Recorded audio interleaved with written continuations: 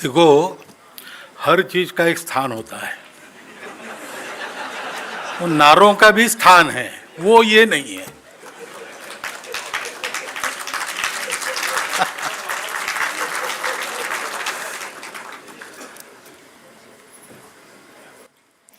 आज के कार्यक्रम के अध्यक्ष श्रद्धेय स्वामी बालकानंद जी गिरी जी महाराज, उपस्थित सभी पूज्य संतचरण, उपस्थित सज्जन, वेदों के विद्वान, नागरिक सज्जन, माता भगिनी, उत्साह बढ़ाने के लिए मैं आया हूं। वेदों के बारे में बोलना मेरा अधिकार नहीं है, परंतु अब जहां संघ ने मुझे बिठाया है वहां मुझे बुलाते हैं, मेरे आने से उत्साह बढ़ता है तो काम हो गया, लेकिन बोलने के लिए भी कहते हैं तो फिर बोलना पड़ता है। वेद और भारत, ये कोई दो बातें नहीं है। वेदों में ज्ञान है, और ज्ञान दोनों प्रकार का है, भौतिक भी है, आध्यात्मिक भी है। भगवान ने गीता में कहा है, त्रैगुण्य विषयाद वेदा। प्रकृति त्रिगुणात्मक प्रकृति है, जिसके अंदर सारी सृष्टि है, उसका ज्ञान भी वेदों में है। लेकिन आगे कहा है, निस्त्रैगुण्यो भवार्जुना। तो वेदों में जो त्रिगुणात्मक ज्ञान है, उसके परे जाकर वेदों में उसके परे का भी ज्ञान है। अविद्या भी है, विद्या भी है, उसको प्राप्त करो, ऐसा गीता में कहा गया है। तो ये वेदों का, वेद अपना ज्ञान निधि है। और ये वेद हम जानते हैं कि ये लिखे नहीं गए, ये सोचे नहीं गए, ये देखे गए। मंत्र दृष्टा थे ऋषि, उन्होंने ये सब देखा। तो प्रश्न मन में आता है कि ये ऐसे मंत्र पुस्तकों के पन्ने आते हैं क्या सामने? ऐसा उसका अर्थ नहीं है। सारी दुनिया ये तो मानती है, सारी दुनिया की सब धार्मिक परंपराएं और विज्ञान भी मानता है कि सृष्टि का पहला रूप ध्वनि था। तो बाइबल में भी कहा है कि पहले वर्ड ही था, वर्ड ही भगवान था। तो पहली हलचल जो हुई, निष्पन्द ब्रह्म व्यक्त ब्रह्म हुआ, व्यक्त ब्रह्म में आया, तो उसकी हलचल हुई, और हलचल से ध्वनि उत्पन्न होती है। तो सारी दुनिया ये ध्वनियों की बनी है, जिसको अपने आप परंपरा में शब्द है स्वर, स्वरविद ऋषि ऐसा कहते हैं। इस स्वरों को वो देखते हैं, देखते हैं ना, आंखों से देखना अलग बात है। वो एक भावातीत स्थिति में इन सब का अनुभव होता है। अब आज मनुष्य कलियुग की स्थिति में ज्ञान प्राप्त करता है, तो यहां तक जाना उसके लिए कलियुग में संभव नहीं है। बहुत थोड़े लोग होते हैं ऐसा जाने वाले। तो वो अपने ज्ञानेंद्रियों से ज्ञान प्राप्त करता है, ज्ञानेंद्रियों को कुछ और जोड़ता है, दूरबीन जोड़ता है, माइक्रोस्कोप जोड़ता है, उसके आधार पर जितना दिखता है उतना ज्ञान प्राप्त करता है। ये दोनों प्रकार है ज्ञान प्राप्त करने के। ज्ञानेंद्रियों से ज्ञान प्राप्त करने की एक मर्यादा है, वो मर्यादा अब विज्ञान प्राप्त कर चुका है। अब माइक्रोस्कोप और इन सब साधनों से ज्ञान प्राप्त नहीं होगा। विज्ञान कहता है कि अब हमको प्रकाश के वेग से ज़्यादा जाने वाला कोई साधन चाहिए। ऐसा साधन दूसरा नहीं है, वो मनुष्य का मन ही है। और ये भी कहते हैं वैज्ञानिक कि मन को इस प्रकार बनाना है ज्ञान का साधन, तो वो ग्रंथों के भी नाम लेते हैं, पातंजल योग सूत्र, योग वासिष्ठ, ऐसे ग्रंथ हमको पढ़ने पड़ेंगे, वो कहते हैं। क्योंकि ये जो दूसरी पद्धति है कि इंद्रियातीत होकर भाव जगत में सृष्टि के सृष्टा भाव के साथ तन्मय होना और उसके आधार पर सब देखना, अंग्रेजी में जिसको इंट्यूशन कहते हैं। इंट्यूशन बहुत निम्न अवस्था है इस प्रक्रिया की। ऐसा ज्ञान हमारे पूर्वजों ने प्राप्त किया, क्योंकि पहले तो स्वाभाविक रूप से मनुष्य बाहर खोजता है, बाहर खोजने के वही साधन है, आंख है, कान है, नाक है, वो वही सारे पंचेंद्रियों के विषय उसके आधार पर चलते हैं। सारी दुनिया ऐसा ही कर रही थी सुख के खोज में, लेकिन जब उसमें सुख मिलता नहीं, शाश्वत कोई बात मिलती नहीं, टिकने वाली कोई बात मिलती नहीं है, ऐसा जब प्रतीत हुआ तो बाकी दुनिया में लोगों ने खोजना बंद कर दिया, ये समझ के कि ऐसी कोई एक चीज है ही नहीं है, कोई शाश्वत सुख वगैरह नहीं है, सृष्टि नाशवान है, सुख के साधन कम है, खाने वाले बहुत ज़्यादा है, इसलिए स्पर्धा है, आपस में लड़ो मरो लेकिन सुख से जियो, सुख प्राप्त करने की क्षमता बढ़ाओ और सुख प्राप्त करने के लिए जो समय भगवान ने दिया है उसको बढ़ाओ, ज़्यादा जियो और ज़्यादा उपभोग करो, यही जीवन है, उसके लिए शक्ति की आवश्यकता है। लेकिन हमारे यहाँ लोग रुक गए नहीं, रुके नहीं यहाँ, उन्होंने अंदर खोजना प्रारंभ किया, क्योंकि हमारे यहाँ हमारी मातृभूमि भारत है, वो सुरक्षित और समृद्ध थी। समृद्धि होने के कारण यहाँ हमको अपना जीवन जीने के लिए स्पर्धा नहीं करनी पड़ती थी, सबके लिए भरपूर था, और चारों ओर से सुरक्षित होने के नाते आक्रमण का भी भय उस समय नहीं था। तो हमको लड़ने की जरूरत नहीं पड़ी, कुछ नहीं पड़ी, स्पर्धा की जरूरत नहीं पड़ी, तो फुर्सत भी थी और ऐसा सात्विक जीवन जीने के कारण प्रवृत्ति भी थी। तो हम यार रुके नहीं, हमने कहा बाहर नहीं मिलता तो अंदर है क्या। खोजते खोजते हम अंदर वहां तक पहुंच गए, और पहुंचने के कारण फिर हमको ये पता चला कि वास्तव में सारा विश्व एक ही है और सब एक दूसरे से जुड़े हैं। ये जो अलगाव है, जो अलग अलग हम दिखते हैं, एक दूसरे को देखते हैं, एक दूसरे के साथ व्यवहार करते हैं, अच्छा व्यवहार करते हैं, बुरा व्यवहार करते हैं, पुण्य पाप की लड़ाई होती है, सारा जो होता है वो क्षणिक है और एक हद तक वो सही है, उसके बाद वो गलत है, यानी वो नहीं है। इसलिए उसको मिथ्या कहा गया। मिथ्या यानी झूठ नहीं, मिथ्या यानी एक हद तक चलता है, उसके बाद नहीं चलता है। मेरी भूख है तो मुझे खाना पड़ता है, आपकी भूख है तो आपको खाना पड़ता है, ये एक हद तक चलता है। जब पुत्र भोजन कर लेता और भोजन समाप्त हो जाता है तो माता कहती है कि तूने खा लिया, मेरा पेट भर गया। तो दोनों का पेट अलग अलग भरेगा, ये एक हद तक सत्य है। उसके बाद तो तुमने खा लिया, मेरा पेट भर गया, ये आता है। ऐसे ये दुनिया एक हद तक चलती है, उसके बाद तो सब एकाकार है और सब शाश्वत है, और कोई उसमें विकारों की कोई महत्ता नहीं है, कुछ नहीं है।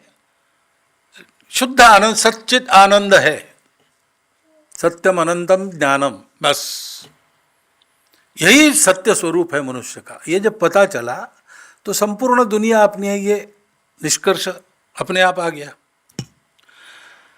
अब अपनी है तो उसको भी ये ज्ञान देना चाहिए जो हमको मिला है। इसलिए ऋषियों ने बहुत परिश्रम करके अपने राष्ट्र की उत्पत्ति की, क्योंकि विश्व के कल्याण की इच्छा उनके मन में थी। भद्रम इच्छन्त ऋषय स्वर्विदा तपो दीक्षाम उपसे दुरग्रे ततो राष्ट्रम बलम ओजश्च जातम। तो इसलिए मैंने कहा कि भारत और वेद एक साथ है, समानार्थी है, और मूल से जानने के कारण इसमें सारा ज्ञान है। तो बताओ सीटी स्कैन का मशीन वेद में कहाँ है? ऐसा कोई कहेगा नहीं है, ये बात सही है। लेकिन सीटी स्कैन का विज्ञान जो निकला है, जो जहां से निकला है, उस मूल को जानता है वेद। और इसलिए उस आधार पर चिंतन करने से हमारे भी विद्वानों ने बहुत बहुत पहले, विज्ञान के जन्म के सैकड़ों वर्ष पहले, सूर्य से पृथ्वी का अंतर कितना है वो बताया है। वो है वेदों में। सूर्य किरण को सूर्य से निकलकर पृथ्वी पर आने में कितना समय लगता है उसका उल्लेख है वहां पे। वेदों के मंत्रों में गणित मिलता है। मैंने एक पुस्तक पढ़ी, रुद्र कहते हैं, उसमें चमक है तो एक अंश में, तृतीय अंश में ऐसा है, विषम संख्या है। दूसरी जगह द्वितीय से 2 से शुरू होता है, 2 4 6 ऐसा चलता है। तो पुस्तक बताती है कि एकम में वगैरह घन और घनमूल का फॉर्मूला है, क्यूब और रूट, और वो 2 4 वाला जो है वो वर्ग और वर्गमूल का फॉर्मूला है। उन्होंने गणित करके बताया, पूरी एक छोटी सी पुस्तिका। अब ये है उसमें। तो इसलिए हम वेदों को ज्ञान निधि कहते हैं। और वो केवल भौतिक जीवन का निधि नहीं है, आध्यात्मिक जीवन का भी निधि है। इसलिए संपूर्ण समाज के लिए जीवन विद्या वेद है। इसलिए हम कहते वेदोखिलम धर्म मूलम, क्योंकि जीवन की धारणा धर्म के कारण होती है। एक मनुष्य जीता है, उसको स्वस्थ रहना है, वो ज्ञान चाहिए। शरीर मन बुद्धि आत्मा के साथ रहे तब आदमी जीवंत रहता है। ये बिगड़ गया संतुलन संबंध तो विक्षिप्त हो जाता है, समाप्त हो गया तो मर जाता है। ऐसे ही मनुष्य को भगवान ने पेट दिया है तो भरना है, इंद्रिय दिया है तो उनकी जो स्वाभाविक भूख है उसको पूरा करना है। सामान्य मनुष्य को तो यही है, आहार निद्रा भय मैथुन, ये छूटा नहीं है, पशुओं के साथ वो भी है। तो उसके लिए अर्थ पुरुषार्थ है, काम पुरुषार्थ है अपने आप। लेकिन ये हमको उपभोग के तरफ न ले जाए, ये हमके जीवन के सार्थक के तरफ ले जाए, सत्यबोध की तरफ ले जाए। इसलिए जो अनुशासन चाहिए, इनमें जो संतुलन रखना चाहिए, धर्म उसको देता है और मोक्ष की तरफ ले जाता है। इसलिए चारों पुरुषार्थों को जब हम बोलते हैं, उल्लेख करते हैं, तो पहले धर्म का नाम लेते हैं, धर्मार्थ काम मोक्षं च विन्दति। क्योंकि मोक्ष प्राप्त करना है तो भी धर्म का अनुशासन चाहिए। और संन्यास आश्रम में ऐसा है, मैं सुनता हूँ, आपको ज़्यादा मालूम है कि अगर सन्यासी को समाज में रहना है तो नियम है। हिमालय में जाकर साधना करनी है, वनों में एकांत में साधना करनी है, तो सन्यासी सब धर्मों के ऊपर है। क्योंकि धर्म सबकी धारणा करता है। अकेले के अगर एक व्यक्ति होता तो उसको आवश्यकता नहीं थी, क्योंकि किसी के साथ उसको नहीं रहना है। जब साथ रहना है तो मनुष्य को समूह के साथ रहना ही है, परिवार में रहना ही है। मानव समूह को सृष्टि में रहना है, सृष्टि के साथ रहना है।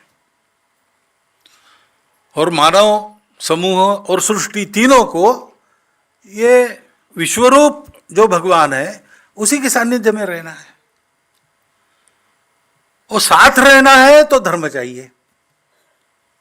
ये धर्म ऐसे सबको जोड़ता है, जोड़े रखता है, ऊपर उठाता है, उन्नत करता है और श्रेय की ओर ले जाता है, प्रेय में से श्रेय की ओर ले जाता है। इसलिए धर्म सारे जीवन का आधार है। उसके अनेक अर्थ भी है। इसलिए फिर जीवन ठीक रहने के लिए जो कर्तव्य करने पड़ते हैं उसको भी धर्म कहा है। राजा धर्म है, पुत्र धर्म है।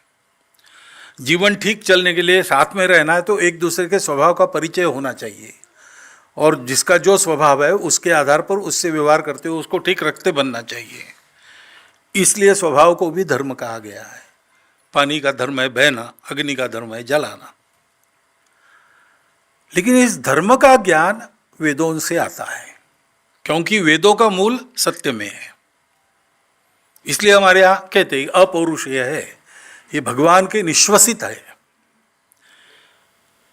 यानी सृष्टि हुई, उसके साथ उसके स्वर आए तो वेद भी आए। उनको देखा होगा बाद में चाहे, लेकिन वो पहले से है, उसी की सृष्टि बनी है। और वो आया तो उसके साथ धर्म भी आया। ऐसे ये वेद है, और ऐसे ये होने के कारण इसको समझना ये कठिन बात है सामान्य व्यक्ति के लिए, विद्वानों के लिए भी कठिन है। ये मैं कह रहा हूं, मेरा अधिकार नहीं बोलने का, मैंने क्या बोले ऐसे विषय में, हमारे जैसे लोग क्या बोले, लेकिन बोलना पड़ता है। ज्ञानेश्वर महाराज ने कहा है, व्यासाधिकान से उन्मेख रहाटति देथ शासंक। व्यास जैसे महर्षियों के उन्मेष, नवोन्मेष शालिनी उनकी प्रतिभा, वो जिसमें साशंक होके इधर उधर भटक रही, वहाँ तेथ मी ही रंक एक चावड़ी की, वहाँ मैं एक सामान्य मानुस, मैं सामान्य आदमी बड़बड़ कर रहा हूँ, ऐसा ज्ञानेश्वर महाराज कहते हैं। तो ऐसा करना पड़ता है, तब करना पड़ता है। परंतु इसका अर्थ, अब ये अर्थ भी बुद्धि की बात नहीं, केवल शब्दार्थ में जाएंगे तो क्या क्या सोचेंगे पता नहीं। वेदों का अर्थ जिसको प्रतीति है वो ठीक बता सकता है। संत तुकाराम महाराज हो गए तो उन्होंने ऐसा कहा, वेदांचा अर्थ आमासीच ठावा। वेदों का अर्थ हम ही जानते हैं, क्योंकि वेद जहां से आए हैं उसके साथ जो साक्षात है वो जो बताएगा वो अर्थ है। तो जो वेदों का जीवन जीते हैं,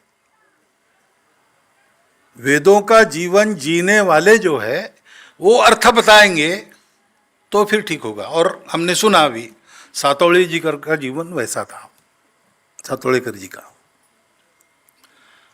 उन्होंने वेद शास्त्र के अनुसार अपने जीवन का निर्वाह किया, तो उनको उसके बारे में एक अनुभूति थी, और इसलिए वो कह सके कि मैं 100 वर्ष पूरे करके फिर जाऊंगा।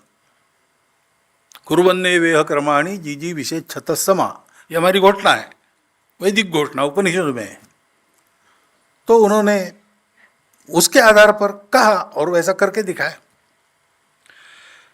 वो उनका लिखा हुआ भाष्य, सुबोध भाष्य, वो अगर प्रमाण भाष्यों में एक माना जाता है तो उसमें आश्चर्य की कोई बात नहीं, क्योंकि उनकी वो गति थी उसमें, अनुभव के आधार पर, प्रतीति के आधार पर थी। उसको, क्योंकि ऐसे जो लोग होते हैं वेदों को जीने वाले या प्रतीति के आधार पर जीने वाले, वैसे ही इस दुनिया से उनका कोई प्रयोजन न रहने के बाद भी एक स्वाभाविक अपनेपन की जो लोकोद्धार की उर्मी रहती है, उसके लिए वो अपना जीवन जीते हैं। इस दुनिया से उनको लेना देना नहीं है तो भी अपना कर्तव्य यहाँ पर करते हैं। तो उन्होंने ये लोगों के जानकारी के लिए, उनका ज्ञान बढ़े, उनको परिचय ठीक हो, अर्थ पता चले, जीवन कैसे जीना ये पता चले, इसलिए ये सारी बातें लिखी। सर्वोतोपरि हमारे लिए सुगम है और उपयोगी है, क्योंकि वेदों में सारी बातें हैं। संगठन का उल्लेख बहुत बार हुआ, तो संगठन मंत्र भी वेदों में, संगच्छध्वम संवदध्वम। हम संघ में नित्य बैठक के प्रारंभ में वो कहते हैं संगठन कैसे बांधना, इसका एक फॉर्मूला है, वो थोड़े शब्दों में, जिसके लिए हम 20-20 दिन के वर्ग लगाते और भाषण देते रहते हैं, और सूत्र रूप में उसमें बताया है। ऐसी बहुत सी बातें उसमें हैं, सब प्रकार के शास्त्र उसमें से निकाले जा सकते हैं। अंग्रेजी में कहते हैं डिराइव, उसमें लिखे नहीं है, लेकिन आप उसका मनन करेंगे तो आप उन शास्त्रों को फिर से जीवित कर सकोगे। उसका अवगाहन करेंगे तो हर एक शास्त्र में अवगाहन करने की आपकी प्रतिभा पूर्ण बनेगी। ऐसे यह ग्रंथ है, और इसलिए स्वाध्याय मंडल पारडी को वास्तव में हम सब लोगों ने केवल हृदय से धन्यवाद नहीं देना चाहिए, वो कैसा आगे बढ़े इसको भी देखना चाहिए, क्योंकि इतना उत्तम कार्य उन्होंने किया है कि हमारा जो श्रेष्ठ ज्ञाननिधि है, जो तीनों काल में सुसंगत है, सदा सर्वदा रहेगा और विश्व की सभी ज्ञान प्रणालियों का जिसमें आधार है। ये भी मैं बहुत जिम्मेवारी के साथ बोल रहा हूँ, क्योंकि प्रतीति वाले लोगों ने इसको बताया है। महाराष्ट्र में एक संत हो गए गुलाबराव महाराज, पुराना नहीं अभी हो गए, तो 90 साल में उनकी दृष्टि चली गई। दूर देहात में रहते थे, पढ़ने लिखने का बहुत ज़्यादा प्रश्न नहीं था, लेकिन वो ऐसे हो गए कि जर्मन ग्रंथ, स्पेनिश ग्रंथ, अंग्रेजी सारे ग्रंथों मुखोद्गत थे उनके। वो बता सकते थे, बात करते, वो विद्वान आते थे, बात करते थे। वो उधर जाओ, वो एक नीला पुस्तक है अलमारी में, नीला, उसको निकालो, उसके 500वें पेज पर चौथी लाइन वो पढ़ो, प्रमाण मिल जाएगा। इतना उनका था। वो अपने को ज्ञानेश्वर महाराज की कन्या कहते थे। उन्होंने अपनी जो ग्रंथ रचना की है उसमें उन्होंने विश्व के सारे पंथ संप्रदायों के मूल में वेद कैसे है ये सब प्रमाण दिखाया है। तो जो जानकार है वो जानते हैं, और जो जानकार नहीं है वो अपनी अपनी बुद्धि के अनुसार वाद विवाद करते हैं। वाद विवाद में हमको जाना नहीं, उससे किसी का फायदा नहीं। लेकिन हम लोग श्रद्धालु है, हमारे पास ये निधि है, ये हम जानते हैं, तो उसके आधार पर हम उसको पढ़ें, हम उसको जीवन में उतारें, और जितने अधिक लोगों को उस ज्ञान का लाभ दे सकते हैं, उनका जीवन वैसा बना सकते हैं, उतना करें। इस दृष्टि से आज फिर से इन सब ग्रंथों का बहुत सुंदर रूप में मुद्रण फिर से हुआ है। ये हम सब लोगों के लिए एक अत्यंत बड़ी बात है। ऐसा कहते हैं कि सनातन धर्म के उत्थान का समय आया है, हम देख ही रहे। योगी अरविंद ने घोषित किया था।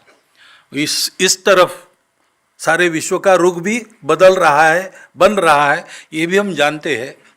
तो इस प्रक्रिया में मैं समझता हूँ कि ऐसा एक सुबोध भाष्य तीनों वेदों का सातोळीकर जी जैसे आधिकारिक व्यक्ति के द्वारा लिखा हुआ, वो फिर से हमको सुव्यवस्थित रूप में प्राप्त होना, ये भी एक अपने लिए संकेत है और अपने लिए आगे बढ़ने के लिए एक बहुत बड़ा साधन है।